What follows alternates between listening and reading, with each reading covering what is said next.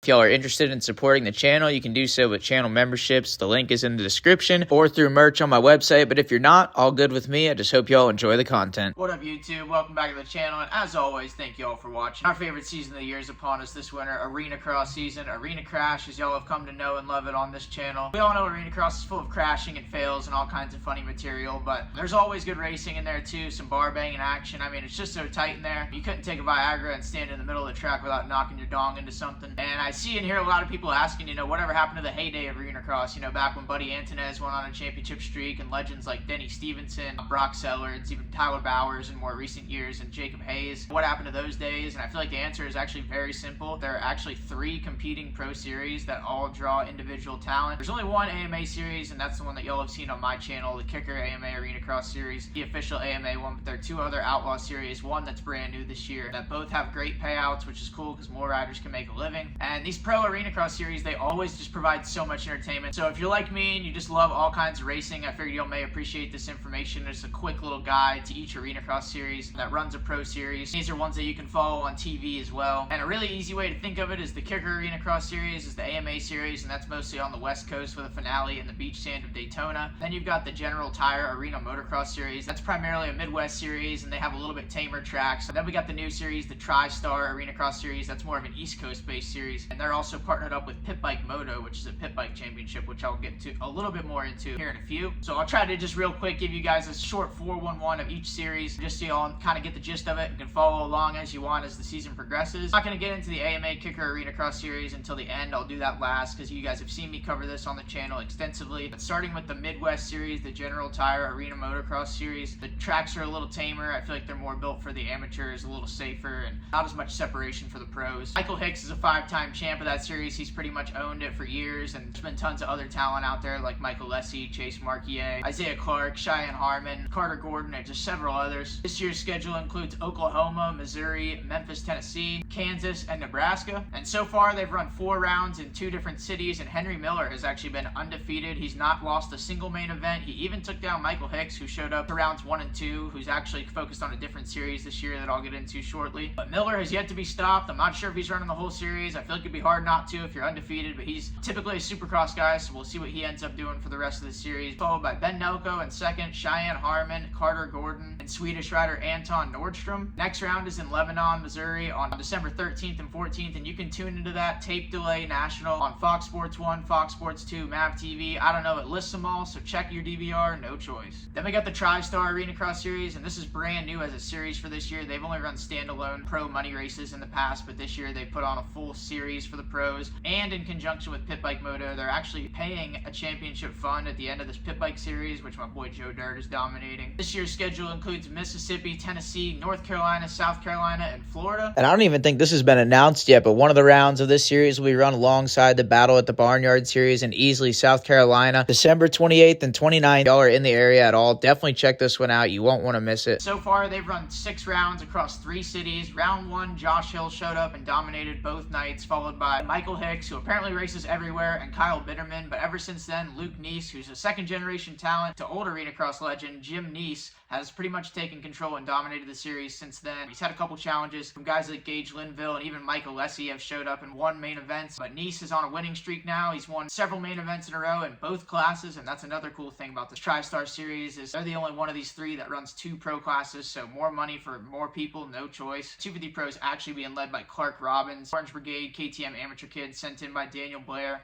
He's got that points lead. Neese had a bad first round, and he's trying to claw back through. Other contenders have included Lance Kobush, who showed up for a round, a GNCC transplant Cole Forbes, Hamden Hudson, who had the red plate in the lights class, RJ Johnson, Preston Taylor, and several others. If you want to keep up with them, their next round is in Arcadia, Florida, December 6th and 7th, and you're able to watch them, again, at the Tape Delay National on Fox Sports 1 or Fox Sports 2, and you guessed it, it's hosted by Daniel Blair, who apparently does everything. Last but not least, the official AMA series, Kicker Arenacross. You guys have seen it on my channel several times, I'm sure, if you haven't been living under a rock. This one's changed ownership several times, but the roots run deep. The series has been around forever. As of recent, Kyle Peters is on a 5-time championship winning streak. He's looking to make it 6 this year and try to break the all-time record of Buddy Antunez. Past contenders of Kyle's have included guys like Jace Owen, Freddie Noren, Kyle Bitterman, Ryan Brees, and even guys who have dabbled a little bit like Marshall Welton and Michael Hicks, who is back in the series full-time this year. And this year they got a new format. They're letting electric bikes race. Stark Varg's bringing out Bogle, Hill,